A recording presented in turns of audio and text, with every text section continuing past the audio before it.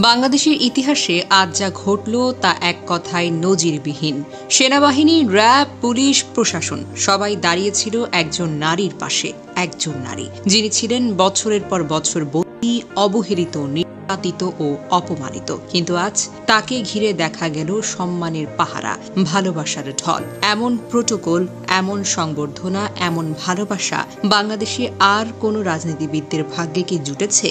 হ্যাঁ, খালেদা জিয়াকে নিয়ে, যাকে একসময় তার নিজের ঘর থেকে জোর করে বের করে দেওয়া হয়েছিল। চোখের সামনে বুলডোজার চালিয়ে গুড়িয়ে দেওয়া হয়েছিল সেই ঘর। তার ঘরের সামনে মদের বোতল ছুঁড়ে অপমান করা হয়েছিল। এমন অপমান কোনো নারী, কোনো মা, কোনো প্রাক্তন প্রধানমন্ত্রীও কখনো সহ্য করতে পারেনি। মিথ্যা মামলা, বিচারহীন অমানবিক চিকিৎসাহীনতা, সবকিছুর মধ্য থেকে তিনি মাথা নত করেননি। তিনি হারেননি, তিনি অপেক্ষা করেছেন।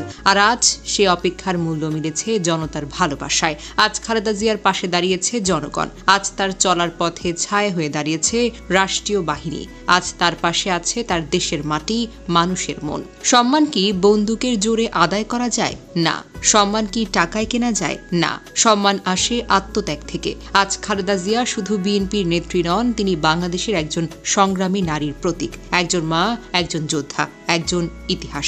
এবার একটু ভাবুন, যে সময় তাকে সবকিছু থেকে আলাদা করে দেওয়া হয়েছিল, সে সময় তার ঘরে আলো ছিল না। সেই সময় যারা হাসছিল তারা আজ নিঃসঙ্গ, একা এবং কোণঠাসা।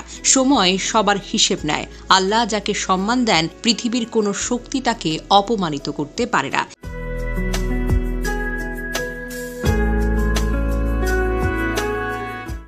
ইতিহাস থেকে জানা যায়, খালেদা জিয়া কখনোই রাজনীতিতে আসতে চাননি। একজন সাধারণ গৃহিণী হিসেবে স্বামী শহীদ প্রেসিডেন্ট জিয়াউর রহমান ও সন্তানদের নিয়েই জীবন কাটাতে চেয়েছিলেন। কিন্তু 1981 সালে জিয়ার মৃত্যুর পর জাতির সংকটময় মুহূর্তে বিএনপির হাল ধরতে গিয়ে তাকে প্রধানমন্ত্রী হতে হয়েছে এবং দলের নেতাকর্মীদের অনুরোধে তিনি রাজনীতিতে আসতে একরকম বাধ্যই হয়েছেন। সেই নারী পরে হয়েছেন দেশের 3 বারের প্রধানমন্ত্রী। দেশের ইতিহাসে সবচেয়ে প্রভাবশালী নারী রাজনীতিবিদদের মধ্যে একজন।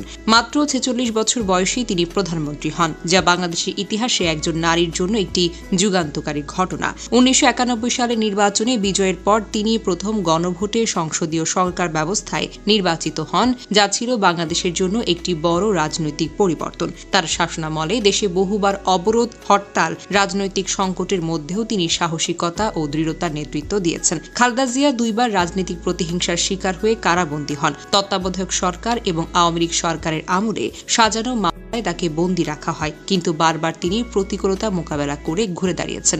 জেলে থেকেও তার জনপ্রিয়তা কমেনি, বরং সাধারণ মানুষের মাঝে তার প্রতি সহানুভূতি ও